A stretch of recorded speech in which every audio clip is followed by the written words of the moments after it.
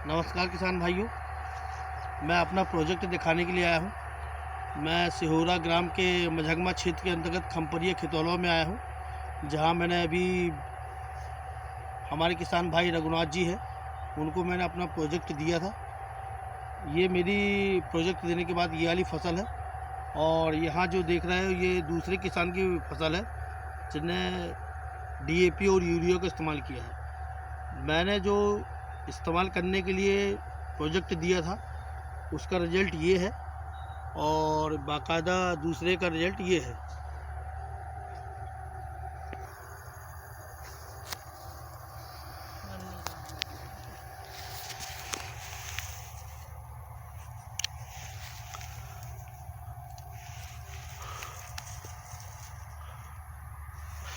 जैसा कि मैंने अभी हाथ में लगाया, आप देख सकते हैं कि ये जो धान है जल्दी पक गई है, और ये जो धान है ये थोड़ा सा लेट ज़रूर है, क्योंकि अपन ने प्रोजेक्ट का जो इस्तेमाल किया था थोड़ा लेट किया था। ये 120 दिन वाली है ना?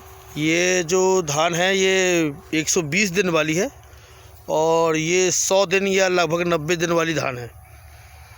अभी मैं आपसे नहीं, सेम वो भी 120 दिन वाली। आइए आप और हम मिलते हैं किसान भाई से जिन्होंने ये प्रोजेक्ट इस्तेमाल किया है। नमस्कार सर, मेरा नाम रघुनाथ है। मैं ग्राम खितौलवा खमपरिया का निवासी हूँ। जैसा कि आप स्वयं स्पष्ट रूप से देख सकते हैं कि भाई साहब ने जो प्रोडक्ट बताया था उसका चमत्कार, और बाजू वाले किसान का चमत्कार देख सकते हो आप कि इन्होंने ही सेम खाद बीज का उपयोग किया है, लेकिन जो भाई साहब ने बताया था भू अमृत, उसका रिजल्ट काफ़ी कुछ हटके रहा बाकी खाद से। इसलिए मैं आप लोगों को, जैसा कि किसान भाइयों आप देख सकते हो कि हमने डीएपी प्लस यूरिया और भू अमृत जो लिक्विड के रूप में आता है उसका भी हमने इस्तेमाल किया है साथ में। तो इस प्रकार से रिजल्ट मिला है, और हमने अभी तक डीएपी यूरिया का इस्तेमाल माध्यम मतलब कम कर दिए हैं, थोड़ा कि लेवल से आ जाए। ये आपने जो किया है ये फर्स्ट टाइम किया है कि इसके पहले भी कर चुके हैं ऑर्गेनिक खेती के रूप में? सर हम ये ऑर्गेनिक खेती अभी फर्स्ट टाइम किए हैं। अच्छा, तो मतलब मैंने कितना इस्तेमाल करने के लिए आपसे बोला गया था?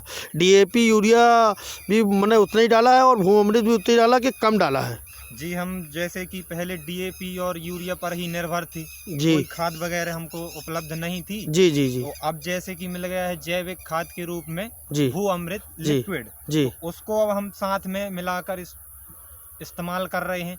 और जैसा डीएपी और यूरिया का जो मतलब देते थे जितना फुट एक बार में, तो उसको सीधे हम हाफ करके डाले हैं, और प्लस भू अमृत लिक्विड के रूप में उसको मिक्स किए हैं, फिर इसका छिड़काव किया गया है।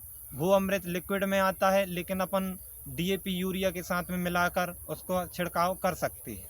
जैसा कि किसान भाइयों आप देख सकते हो कि इसका उपयोग ऐसा नहीं है कि सिर्फ धान बस के लिए है, इसका उपयोग अपन हर फसल में कर सकते हैं। अब जैसे धान के बाद आती है गेहूं की फसल, उसमें अपन भू अमृत का इस्तेमाल स्प्रे के रूप में कर देंगे। स्प्रे करेंगे तो जैसे नोजल चलता है उसमें भी अपन डाल सकते हैं, और स्प्रे वगैरह से अपने छिड़काव करेंगे तो भी इसके लिए फ़ायदेमंद है। और इसकी जो ज़मीन अपनी बंजर हो चुकी थी, लगभग डीएपी यूरिया के डालते डालते से ज़मीन हो जाती है, टाइट हो जाती है बहुत, जो उसकी उर्वरक क्षमता रहती है डीएपी यूरिया से कम हो जाती है। लेकिन अब इसका प्रयोग करने से तो अपनी जो ज़मीन है उसकी उर्वरक क्षमता काफ़ी हद तक लेवल पे आ जाएगी और अधिक उपज देगी।